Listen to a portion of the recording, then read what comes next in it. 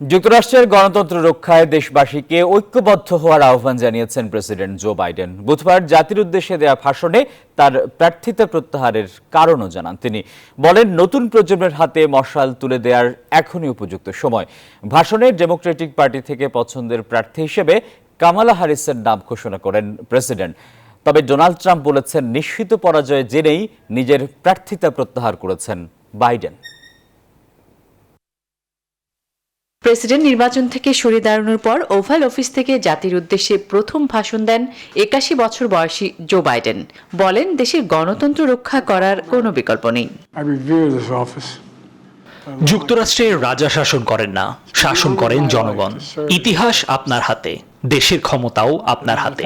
আসুন গণতন্ত্র রক্ষার জন্য একসঙ্গে কাজ করি।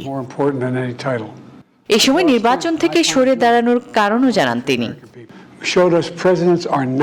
আমি প্রেসিডেন্টের দায়িত্বকে সম্মান করি, কিন্তু আমি আমার দেশকে বেশি ভালোবাসি। মনে করি সামনে এগিয়ে যাওয়ার সবচেয়ে ভালো পথ পরবর্তী প্রজন্মের হাতে দায়িত্ব দেয়া।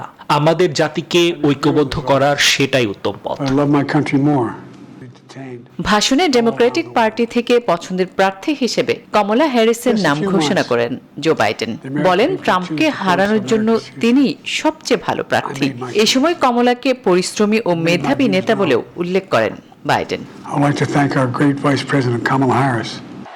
তবে ডোনাল্ড ট্রাম্প বলেছেন, নিশ্চিত পরাজয় জেনেই জো বাইডেন আগামী নভেম্বরের প্রেসিডেন্ট নির্বাচনের প্রার্থীরা থেকে সরে দাঁড়িয়েছেন।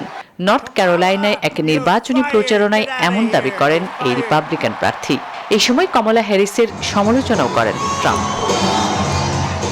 আসমা তুলি, নিউজ 24।